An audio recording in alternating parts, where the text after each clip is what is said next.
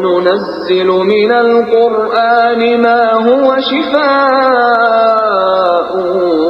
وَرَحْمَةٌ لِّلْمُؤْمِنِينَ وَلَا يَزِيدُ الظَّالِمِينَ إِلَّا خَسَارًا.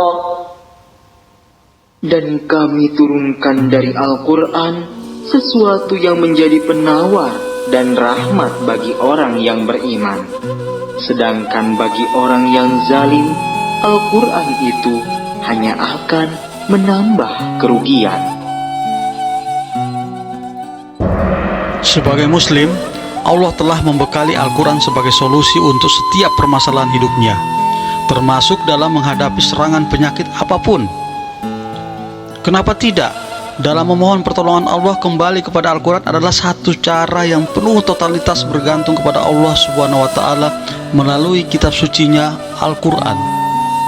Bahwasanya Al-Quran adalah obat segala penyakit yang menimpa umat manusia. Sebagaimana sebutan lain daripada Al-Quran adalah as-sifa dalam bahasa Arab yang artinya adalah obat. Dapat juga memiliki makna sebagai penawar atau penyembuh.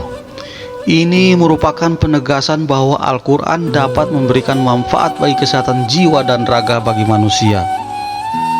Sebagaimana Allah berfirman dalam surat Al-Isra ayat 82, wa nunazzilu minal qur'ani ma huwa shifaa'un wa rahmatul lil mu'minina wa la yaziddud zalimina illa hasara,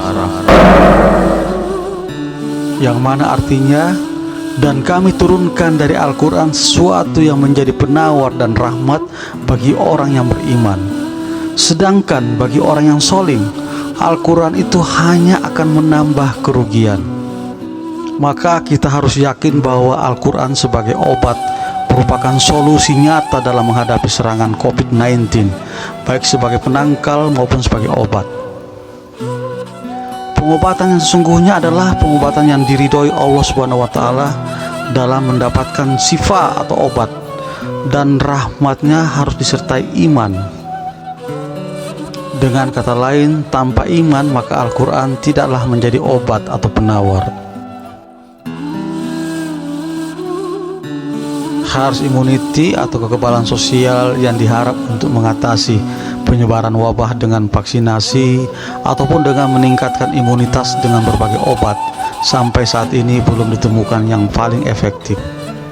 Maka dengan solusi Quranic immunity bisa menjadi solusi untuk pertahanan diri, perisai atau kekebalan jasmani dan rohani terhadap COVID-19.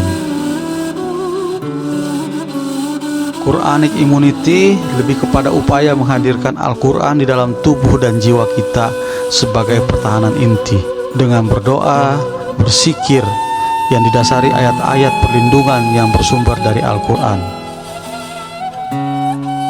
Istilah ini pertama kali saya mendengar dari sahabat saya, Ustadz Nasrullah, seorang motivator dan penulis buku Magnet Rezeki.